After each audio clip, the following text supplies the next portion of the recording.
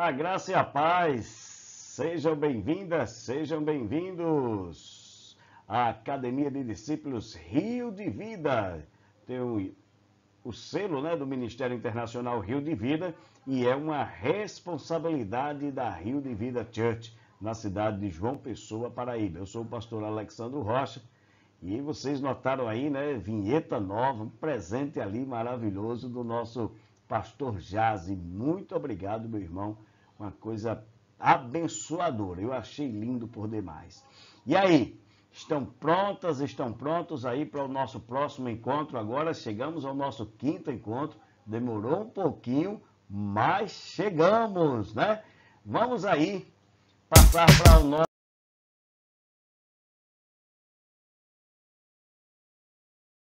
nosso quinto encontro, lição de número 5.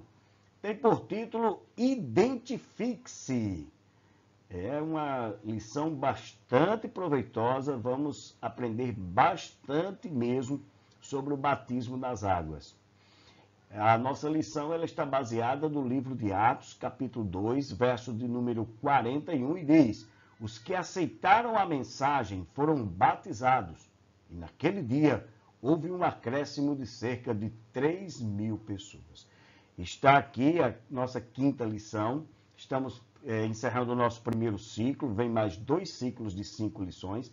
Nessa quinta lição, ela que teve o objetivo, essa série, inclusive, porque a nossa irmã Maurícia, que eu quero mandar um grande abraço, pessoa muito honrada, ela falou e pediu as águas, uma senhora que nós vimos ela entregar sua vida a Jesus ali na igreja.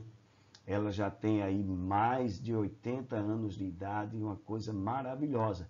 E foi ela quem nos deu a inspiração para fazermos essas lições. Eu quero mandar novamente um abraço para a nossa irmã Maurícia, dizer a ela que Deus continue abençoando muito a vida dela. Então, sem mais delongas, vamos aqui para os créditos das nossas lições, né? Essas lições aqui, elas são baseadas, em primeiro lugar, na palavra de Deus, a Bíblia Sagrada, a espada, de 2 gumes que penetra até a divisão da alma e do espírito. E também no discipulado de integração. E agora, o que fazer? Publicado pela Chamada da Meia-Noite. Hoje nós temos uma novidadezinha também, que nós vamos trazer aqui algo do manual do discípulo, que foi escrito aí pelo William MacDonald e produzido pela Actual Edições. E nós tiramos aí da sua primeira edição do ano de 2002. Sem mais delongas, então, lição 5, Identifique-se. Os alvos para o nosso quinto encontro é ver que Deus instituiu o batismo como um testemunho público de sua nova vida em Cristo. Ver que é através da igreja local que o crente se identifica com outros cristãos, E entender que esses passos que nós vamos mostrar aqui, eles devem ser dados por todos aqueles que aceitam a Cristo. Amém? O quinto encontro, que a gente vai fazer logo aqui um resumo da nossa hora silenciosa, Tem uma perguntinha para você, aquelas perguntinhas básicas, Você conseguiu realizar seu momento a sós com Deus e escrever alguma resposta de oração na lista diária de oração? Lembra que na lição 4 até nós pedimos para quem estivesse interessado, que pedisse, que a gente iria fazer, ou ofertar, se não fossem muitas pessoas, ou fazer um sorteio, ok? Então aí fica com você para ver a outra lição, bem que está lá no finalzinho, inclusive, para a gente fazer isso. Que a hora silenciosa, o momento a sós com Deus, são aqueles momentos que nós tiramos para falarmos com o Senhor e deixar que o Senhor fale conosco. A resposta de Deus às nossas orações, ela deve ser motivo de alegria e de gratidão a Deus. Devemos, como irmãos, nos alegrar juntos quando um recebe uma vitória, uma bênção de Deus na sua vida, não é verdade?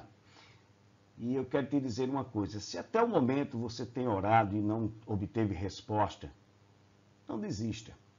Persevere orando e, se possível, peça ajuda a um irmão em Cristo para poderem orar juntos pelos assuntos alistados por você.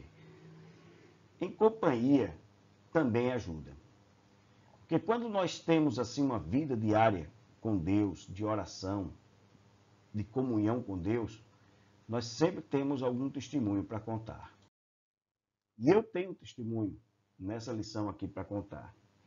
Quero dizer a vocês que, diante de uma situação vivida recentemente, onde eu fui duramente criticado, julgado injustamente, e ouvi palavras de baixo calão que denegriam meu caráter e meu moral. Para minha própria surpresa, reagi dessa maneira aqui, ó. No momento da hora silenciosa, aquele momento a sós com Deus, apresentei o caso diante de Deus e a resposta do Senhor foi imediata, acalmando meu coração, retirando qualquer sentimento raivoso ou vingativo, além de extirpar toda a amargura que poderia se instaurar na minha alma. Para mim, que sou sanguíneo, para quem me conhece de mais tempo, sabe que minhas reações seriam, até às vezes, como cristão mesmo, seriam de estourado e tudo. Minha esposa, ela chegou assim, me viu assim um pouco contemplativa, ela disse, meu filho, essa situação lhe atingiu muito. Eu disse, olha, eu estava conversando com Deus agora e agradecendo a Ele, por que não? Sinceramente, não. E eu sei que foi isso, foi porque eu entreguei nas mãos do Senhor e o Senhor agiu poderosamente. Amadas, amados, vale a pena confiar no Senhor, entregar a Ele toda a tua ansiedade, mostrar a Ele toda a tua luta, tá certo? Bem, dentro desse testemunho aí, vamos ver o que a palavra de Deus nos diz acerca de batismo. Mas antes de nós introduzirmos o assunto diretamente, vamos fazer aquela oração. Senhor nosso Deus, Pai Santo, justo e de misericórdia, em Tua presença, Senhor, aqui estamos. E eu te peço, ó Deus, que cada vida que vai ser alcançada por este trabalho, Senhor, ela seja abençoada pela Tua palavra, Senhor. Que traga edificação e aprendizado em cada vida, em cada coração, Senhor. E que possamos, ó Deus, aprender juntos aqui de Ti, nos fortificando, nos fazendo crescer na graça e no conhecimento de Ti, Senhor. E preparando, Senhor, o coração daqueles que desejam passar pelas águas batismais, que eles entendam o sentido verdadeiro deste ato maravilhoso, Senhor. E que possam, meu Deus, serem ricamente abençoados através de Ti, do Teu Espírito Santo. Pai, nós assim Te agradecemos, em o nome de Jesus, o Teu Filho. Amém.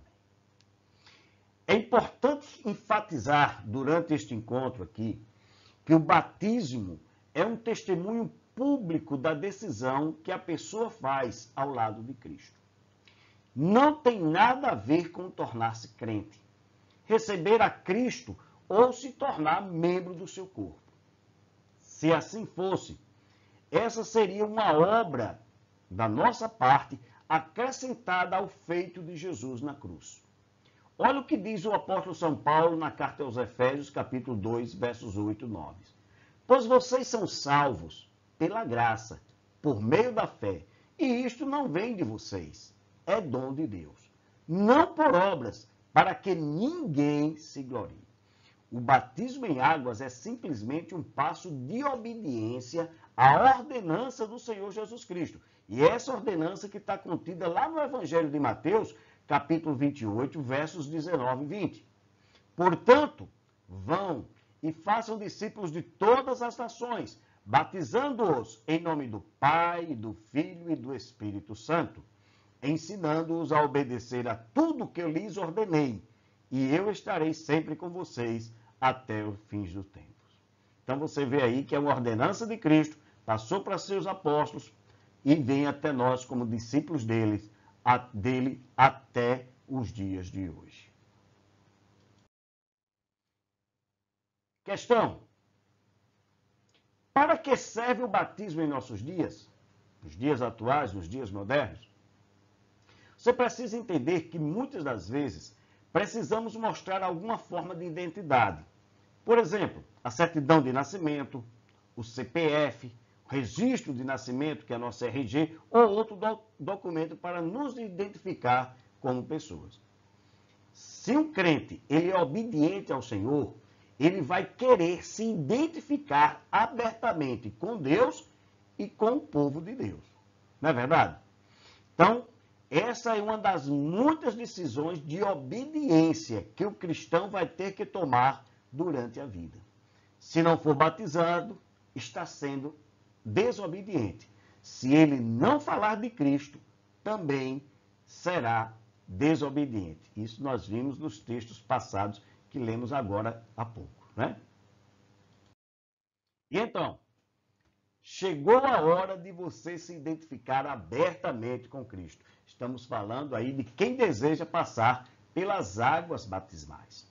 Conforme Atos, capítulo de número 2, verso de número 41, que é a base da nossa lição, né? Quando aquelas pessoas que receberam de bom grado em seus corações a palavra foram batizadas em águas, então todo novo convertido, depois que recebiam a palavra da cruz em seus corações, para se identificarem com o Senhor Jesus, eles pediam e desciam às águas batismais. O batismo cristão é uma cerimônia por meio da qual o novo crente se declara publicamente como seguidor do Senhor Jesus. Você está dizendo que agora faz parte do povo de Deus. Você está dizendo, está declarando abertamente, publicamente. É por isso que o batismo, muitas das vezes, ele é feito em rios, ele é feito... Tem alguns que fazem no mar. Eu não gosto muito de fazer no mar, não, porque eu não gosto muito de água salgada. Mas fazem no mar. Ou as igrejas fazem como um culto público. Porque é uma declaração verdadeiramente daquele que está descendo as águas, dizendo que é uma nova criatura em Cristo, que faz parte do povo de Deus e que se identifica com Cristo. Ele está dizendo, inclusive ali, que está dando adeus ao seu antigo estilo de vida. O batismo não modifica seu estilo de vida. Ele já deve ter sido modificado desde o dia em que você entregou sua vida a Jesus.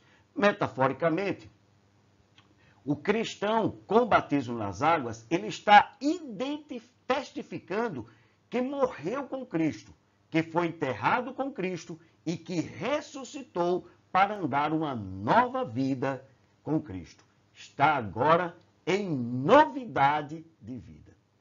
O batismo é um sinal de submissão ao Senhor Jesus Cristo. E isso tendo ele não apenas como Salvador, mas como Senhor da sua vida. Tem uma expressão que ela está na língua guarani. Eu aprendi quando eu fui lá em Ponta Porã, em Pedro Juan Cabaleiro, e aprendi com o nosso presbítero lá, que tem ação pastoral, o nosso irmão Daniel Bogado. E a expressão é essa, Yanda Jara, que significa Deus é meu dono, o Senhor é meu dono. Então é isso que você diz com o batismo, Yanda Jara, o Senhor é o meu dono. Esse é um sepultamento simbólico do antigo eu. Você está negando a si mesmo. Além disso, o batismo é um comprometimento para viver em obediência a Cristo. Olha, só se batiza verdadeiramente quem entende que Jesus Cristo é o Senhor da sua vida. Aí ele pede batismo porque ele quer ser obediente, não só nas águas, ele quer ser obediente em tudo. Lá em Romanos, capítulo de número 6, versos 3 a 5, o apóstolo São Paulo ele diz assim: ou vocês não sabem que todos nós que fomos batizados em Cristo Jesus, fomos batizados em sua morte? Portanto, fomos sepultados com ele na morte por meio do batismo, a fim de que, assim como Cristo foi ressuscitado dos mortos mediante a glória do Pai, também nós vivamos uma vida nova. Se dessa forma formos unidos a ele na semelhança da sua morte, certamente o seremos também na semelhança da sua ressurreição. É aquilo que nós falamos agora, há um texto bíblico corroborando. Diz aí que morremos para o mundo e nascemos para Deus, para Cristo. Vamos fazer a conexão aí entre batismo, morte e ressurreição. Quando eu sou batizado, eu estou me identificando com a morte e a ressurreição de Cristo. O batismo com água ocorre após a salvação e é um testemunho público do que aconteceu em sua vida quando você aceitou a Jesus Cristo como seu Salvador pessoal. É errôneo quem quer ensinar que o batismo ele modifica a vida, ele santifica você. Não, de maneira nenhuma. O batismo é simplesmente o testemunho público de que isso já aconteceu com você. De que você já é salvo na pessoa de Jesus. De que você já entendeu que tem que ter uma nova vida com Cristo e que pretende obedecê-lo até o dia da glória. Lembre-se, o batismo é um passo de obediência. E aí eu te pergunto, você que ainda não desceu as águas, você quer tomar essa decisão maravilhosa de obedecer a Deus sendo batizado em águas? Se for, fale com o seu pastor, fala conosco, a gente faz isso aí em nome de Jesus com todo o prazer do mundo, tá certo? Lembre-se, o batismo não é uma declaração de obediência ao pastor, mas uma declaração de obediência a Jesus. Como esse batismo deve ser realizado? A igreja primitiva praticava o batismo por imersão, ou seja, afundando a pessoa completamente na água por um momento para depois levantá-la. Você chega, deitava a pessoa completamente, tanto dentro d'água, ela completa. Tanto que João Batista era conhecido lá na comunidade israelita como João o imersor, o mergulhador, aquele que punha a pessoa totalmente dentro da água, ok? Anos depois, algumas igrejas adotaram a prática de passar, aspergir ou derramar água na cabeça. Bem, a gente não viu isso no texto bíblico, nem nos exemplos de batismo que nós temos ali. Por exemplo, João Batista, quando batizava em Enom, ele fazia isso porque ali havia muitas águas. Vamos ver o texto bíblico? Está lá no Evangelho de João, capítulo 3, verso 23. João também estava batizando em Enom, perto de Salim, porque havia ali muitas águas e o povo vinha para ser batizado. Olha ali, tá vendo? Muitas águas. João não procurou um local de pouca água. Então, porque ele precisava ali, né? A gente entende que ele precisava ali, como que sepultar uma pessoa dentro d'água. Não se sepulta uma pessoa, né, deixando um pedaço de fora, né? Ou só jogando um pouquinho de terra em cima. Tem que cobrir todo, né? A gente não identificou, não fez a conexão do batismo, né, com a morte, com a ressurreição de Cristo. Nós não fomos, Paulo disse que nós não fomos sepultados com ele, né? Quem é sepultado já viu, né? Enterrado. Está lá no capítulo 6 do livro de Romanos. Vamos lá também para outro exemplo na Bíblia. Quando Filipe batizou o eunuco etíope. Ambos entraram na água, tanto Filipe como o oficial, e ambos saíram dela. Olha o que diz o texto, lá no livro de Atos, capítulo 8, versos 38 e 39. Assim, deu ordem para parar a carruagem. Então Filipe e eunuco desceram à água, e o Filipe o batizou. Preste atenção. Quando saíram da água, o Espírito do Senhor arrebatou Filipe repentinamente. O eunuco não viu mais e, cheio de alegria, seguiu o seu caminho. Está vendo? Saíram da água. Eles desceram as águas, entraram na água e saíram da água. Não era pouca água. Para caber 2 homens dentro, não era pouca água, verdadeiramente. Algumas pessoas dizem que porque o povo de Israel, a nação de israelita lá, é muito deserta e não tinha muita água, tal. Gente, a gente está vendo aí que havia lugares com bastante água.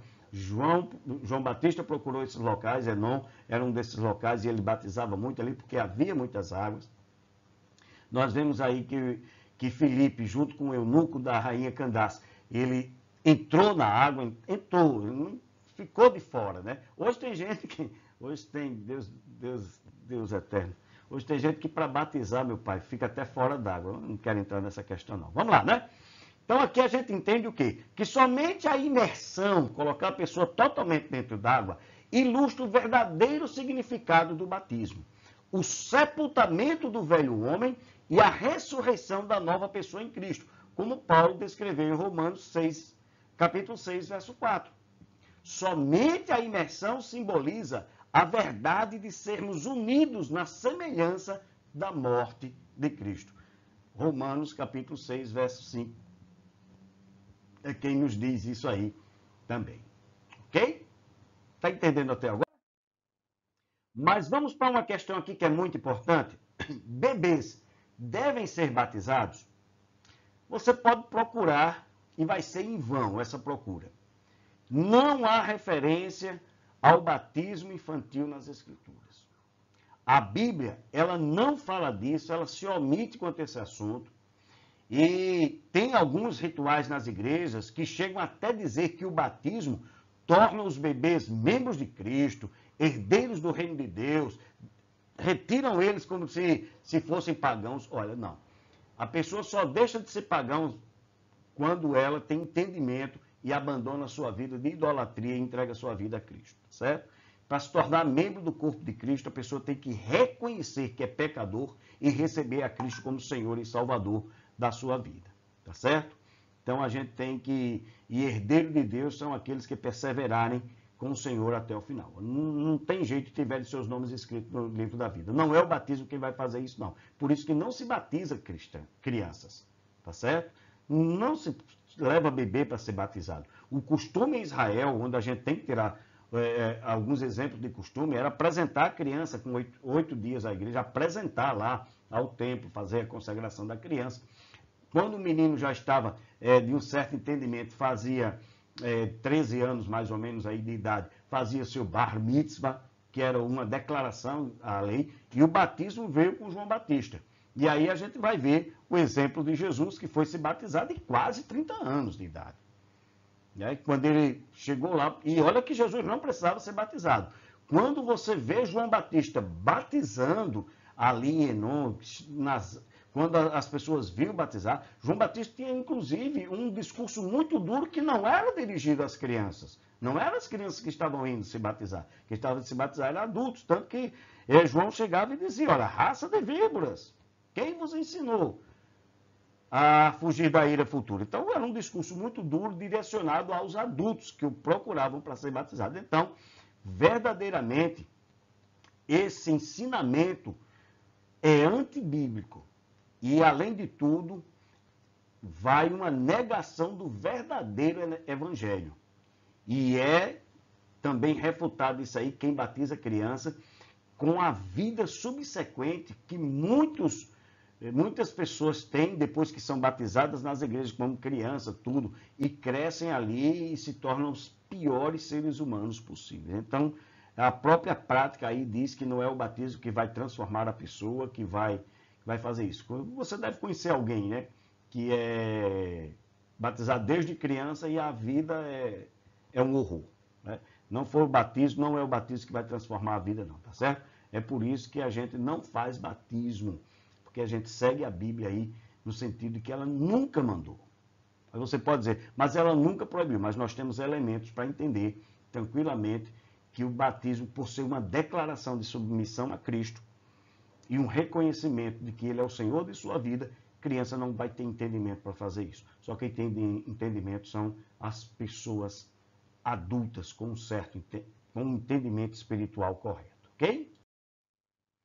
Aí me diz uma coisa, se é assim, o batismo é necessário? Ele é necessário para a obediência. Ele foi ordenado no Evangelho de Mateus, praticado no livro de Atos e explicado no capítulo 6 de Romanos. Então, olha, é uma ordenança de Deus, é uma prática dos apóstolos para todos que haviam de se salvar e se entregavam à igreja, e Paulo explica qual o sentido do batismo no capítulo 6. O batismo nas águas, no capítulo 6 de Romanos. Então, o batismo nas águas é um dos ritos da igreja cristã. O outro é a ceia do Senhor. Portanto, ele se torna de suma importância. É impossível. E eu repito, quando eu vi os olhos daquela senhora, ela olhar para mim com os olhos brilhantes e dizer, pastor, eu quero as águas batismais, com alegria, com os olhos brilhando, então a gente entende que todo cristão, toda pessoa que reconhece a Cristo como Senhor na sua vida, ela sente necessidade das águas, tá certo? Então trata-se de algo que podemos fazer aqui na terra para agradar ao Senhor, coisa que não se fará no céu. Lá ninguém se batiza, tá certo? Já se entra lá batizado. Não obrigatoriamente, mas se entra batizado.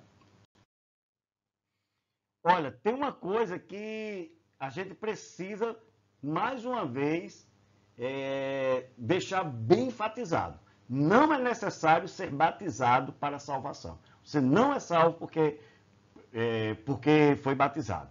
Se o batismo fosse necessário para a salvação, aí me responde, por que Jesus nunca batizou alguém?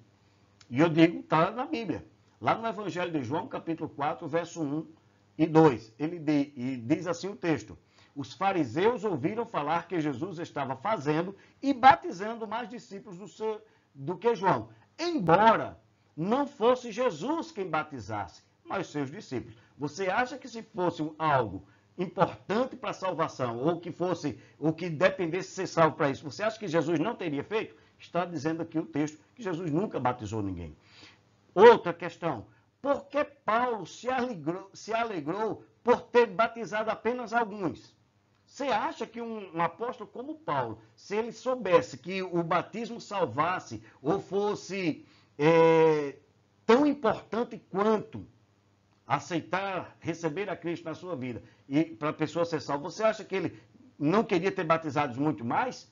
E vamos ver o texto bíblico novamente. Olha. 1 Coríntios, capítulo 1, versos 14 ao 16. Paulo diz o seguinte, olha, dou graças a Deus por não ter batizado nenhum de vocês, exceto Crispo e Gaio, de modo que ninguém pode dizer que foi batizado em meu nome. Batizei os da casa de Estéfanas. Além destes, não me lembro se batizei alguém mais. Então, Paulo não dava essa importância de batizar alguém. Primeiro, Paulo tinha o conceito que eu tenho. Crente não é do pastor, não é de quem batiza. Mesmo que você ganhe alguém para Cristo, aquela pessoa não é sua, é de Cristo. Então, Paulo entendia isso. E ele entendia que o batismo era uma obediência que o cristão, que a pessoa, o novo convertido, teria que fazer, teria que realizar por obediência a Cristo e por amar a Cristo e por se identificar com Cristo, tá certo? Aí outra coisa, se fosse necessário a pessoa ser batizada para ser salva, como o ladrão crucificado, junto ao Senhor ali, ele foi para o céu sem ser batizado? E está aqui o texto bíblico. O evangelista Lucas, no capítulo 23, versos 42 e 43, ele disse assim, então ele disse, o ladrão, Jesus, lembra-te de mim quando entrares no teu reino? Jesus lhe respondeu, eu lhe garanto, hoje você estará comigo no paraíso. Eu peguei uma versão para ficar mais entendível, uma versão na linguagem mais contemporânea, certo? Para ficar mais entendido. Mas é a mesma coisa que está dizendo nas outras edições, nas outras traduções, tá certo? As mais antigas com a linguajar mais formal, tá certo? É a mesma coisa. Então, aquele ladrão, Jesus garantiu a ele que ele estaria com o Senhor naquele mesmo dia no paraíso. Aí é outra questão. Se Cristo consumou a obra necessária para a salvação, por que seria preciso acrescentar o batismo à sua obra consumada? E é verdade. Olha o que escreveu João no capítulo 19, verso 30 do seu evangelho. Tendo-o provado, Jesus disse, Jesus está na cruz, está consumado. Com isso, curvou a cabeça e entregou o Espírito. Daí você já vai ver que o véu do templo se rasgou, mostrando ali, dando a clara e nítido entendimento de que não havia mais divisão entre homem e Deus, a pessoa não precisaria de mediador terreno, a pessoa não precisaria de intercessor terreno para chegar até o Pai, o caminho estava aberto através de Jesus Cristo. Então a obra foi perfeita, foi consumada, repito, o batismo não é necessário para alguém ser salvo, mas o batismo é necessário como uma obra de obediência a Cristo, de ter entendimento de que Ele é o teu dono. é hora também de você se identificar. Você já se identificou com o Senhor, agora você tem que se identificar com o povo de Deus. E você faz isso se tornando membro ativo de uma igreja local. Tornar-se membro de uma igreja local vai lhe proporcionar ensino, comunhão, adoração, louvor, encorajamento, exortação, serviço, trabalho e evangelismo. Então, é um pacote completo. Quando você faz parte de uma igreja, você tem tudo isso aí à disposição. E quem está dizendo não sou eu. Quem disse foi o próprio apóstolo Paulo, escrevendo a sua primeira carta aos Coríntios, capítulo 14, verso 26. Portanto, que diremos, irmãos? Quando vocês se reúnem, cada um de vocês tem salmo, tem palavra de instrução, revelação, uma palavra em língua, uma interpretação. Tudo seja feito para a edificação da igreja. Então, as nossas reuniões, o nosso congregar, a nossa identificação um com os outros, que somos filhos de Deus e irmãos em Cristo, ele nos traz edificação, tá certo? Por isso que você precisa, e eu preciso também me identificar com a igreja local, ser membro ativo em uma igreja local. Por conta disso aí, o congregar é de suma importância para qualquer cristão, principalmente para os novos convertidos, participando dos cultos de ensino, de oração, da escola bíblica e todos os demais trabalhos. É importante, igualmente, procurar uma igreja realmente bíblica e que preze pela autoridade suprema da palavra de Deus. Os crentes com mais tempo de conversão, e é uma coisa que hoje eu tenho sentido falta e tenho tentado aqueles que eu conheço incentivarem, que eles deveriam ser exemplos e incentivadores dos novos convertidos de viverem em comunhão. Nós precisamos nos alimentar cada vez mais da palavra de Deus e nós precisamos conviver com mais pessoas que vivam da nossa maneira de viver, que tenham o entendimento que nós temos, que professem a mesma fé que nós. Nós somos o corpo, lembra? E corpo não deve viver repartido, longe um do outro, sempre unido, interligado e fazendo todos a mesma obra. É uma coisa hoje que está sendo desprezada, mas os crentes neotestamentários, aqueles que andavam ali na primeira igreja, na igreja primitiva, eles prezavam por algumas coisas. Primeiro era a comunhão. Veja o que disse Lucas lá no livro de Atos, capítulo 2, versos 42 ao 46. Eles se dedicavam aos ensinos dos apóstolos e à comunhão, ao partir do pão e às orações. Todos os dias continuavam a reunir-se no pátio do templo. Partiam o pão em suas casas e juntos participavam das refeições com alegria e sinceridade no coração. Está vendo? Isso era aí como vivia a igreja. A igreja tinha comunhão. Lembra-se o que diz o Salmo 133, verso 1? Quão bom e quão suave é que os irmãos vivam em união. A união traz a comunhão. Tá certo? Outra questão importante que era bem prezada e preservada pelos irmãos neotestamentários era a questão da adoração e do louvor. O salmista, lá no Salmo 84, verso 4, diz: como são felizes os que habitam em tua casa, louvam-te sem cessar. Ó, meus amados, mas pastor, o texto está do Antigo Testamento. Deixa eu lhe dizer uma coisa. Esses crentes primeiros aí, eles eram aqueles que conheciam a lei do Antigo Testamento, os escritos dos profetas. Então, eles tinham o Antigo Testamento. E eles viviam assim porque ele identificava. Lembra da questão dos crentes bereanos, que fala lá no, acho que é capítulo 13 de Atos dos Apóstolos, que Paulo estava fazendo um belo discurso, e aí aqueles crentes que moravam em Bereia, eles se levantaram e disseram assim: olha, nós cremos no vosso dito, porque estamos corrigindo com as Escrituras. Não era o Novo Testamento, não eram os Evangelhos, não eram as cartas, era o Antigo Testamento. Então, aqueles crentes neotestamentários, eles examinavam a Bíblia e eles sabiam que era alegria estar ali presente nas reuniões, junto com os irmãos, repartindo pão. E eles tinham uma comunhão maravilhosa. Eles tinham um ensino santo e perfeito. E por isso eles adoravam e louvavam ao Senhor. Outra questão que era bem prezada pelos crentes neotestamentários é a questão do encorajamento. Olha o que é que diz o escritor de Hebreus, capítulo 10, verso 25. Não deixemos de reunir-nos como igreja, segundo o costume de alguns, mas encorajemo-nos uns aos outros, ainda mais quando vocês veem que se aproxima aquele dia. Aquele dia ele está se referindo à volta de Cristo. Ou o dia da partida, né? Que a gente vai... Ninguém vai virar lajeiro aqui. Gente, não deixamos de reunir-nos como igreja, de congregar, de estar juntos. Não deixemos. Hoje o costume é esse. As pessoas dizem, não, eu faço a minha igreja em casa, eu sou igreja em casa. Não, ninguém. Olha, você não é igreja independente. Você é membro do corpo de Cristo. E a gente vai entender isso, desculpe, ao final dessa lição. Mas outra coisa que era bem prezada pelos crentes do neotestamentários, no início do Novo Testamento, né, no início da igreja, perdão, era o serviço e o trabalho cristão. Paulo, ele disse ali uma coisa maravilhosa para eles, escrevendo a sua primeira carta aos Coríntios, capítulo 15, o último versículo, de número 58, que ele diz assim, olha, portanto, meus amados irmãos, mantenham-se firmes e que nada os abale. Sejam sempre dedicados à obra do Senhor, pois vocês sabem que, no Senhor, o vosso trabalho não será inútil. Então, ele incentivou e deve nos incentivar.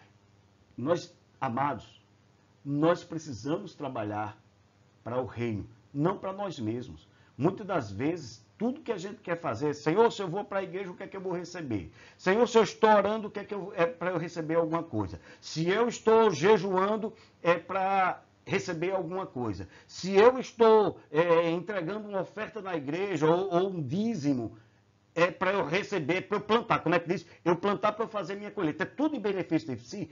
O que aqueles crentes preservavam e prezavam era o trabalho na obra do Senhor, de ganhar almas para o reino de Cristo, como elas foram ganhas.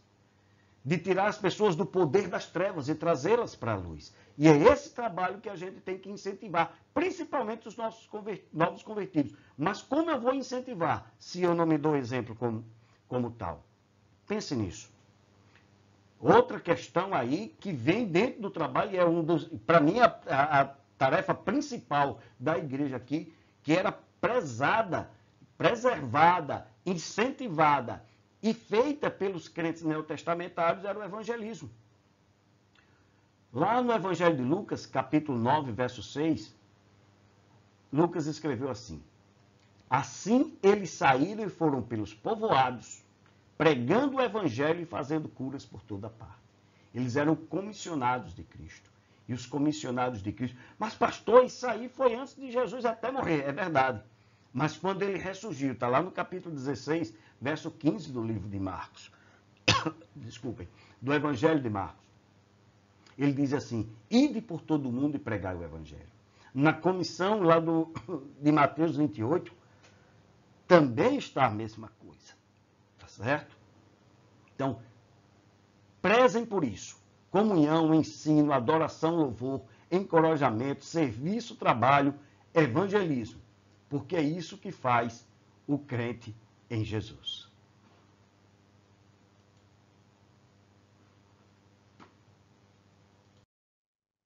Pronto. Chegamos agora à conclusão de nossa lição. Todos os que afirmam ter nascido de novo, mediante a fé em Cristo, devem ser batizados, porque eles sentem necessidade de ser batizados. Eu senti necessidade de ser batizado. As pessoas que eu conheço, que trabalhamos, que junto entregaram a sua vida a Jesus, elas sentiam necessidade das águas. A cerimônia do batismo não é uma garantia de que a pessoa é salva. Essa condição só será demonstrada aos outros pela evidência de uma vida transformada ao longo do tempo em que caminhará com Cristo até o dia da sua vinda ou até o dia de sua partida. O batismo é a base da profissão de fé de uma pessoa que confiou em Cristo para a salvação. A pessoa, e repito, ela aceita Cristo na sua vida, ela tem o desejo imenso de se batizar. No Novo Testamento, a igreja praticava o batismo imediato, assim que a pessoa se arrependia e cria no Salvador. Lembra da história de Filipe junto com o eunuco da rainha Candace? Essa pessoa era imediatamente batizada, como aquele rapaz foi. Não havia tempo de espera. Se liga. Olha aí, ó. 1 Coríntios 12, 27. Ora, vocês são o corpo de Cristo. E cada um de vocês, individualmente, é membro desse corpo. Lembre-se, corpo não vive separado. Corpo é membro um do outro e precisa estar junto, interligado. Não sou eu que estou dizendo, é a palavra de Deus. Se você é obediente à palavra de Deus, você vai entender isso aí. Proposição. Batismo não é tradição, mas com o corpo de Cristo, identificação. Tá vendo? Você não vai se batizar porque é uma tradição, porque seu pai fez ou porque alguém fez. Não, de maneira nenhuma. Você não vai se batizar porque vai deixar de ser pagão para ser salvo. Não. Você está trazendo aí a sua identificação com Cristo e a identificação com o corpo do Senhor. O corpo é a igreja, os irmãos em Cristo, tá certo? Eu queria trazer um lembrete para você aqui, sobre a tua hora silenciosa. Não esqueça de usar a folha de hora silenciosa desta semana. Se você não tem, não pediu, me peça.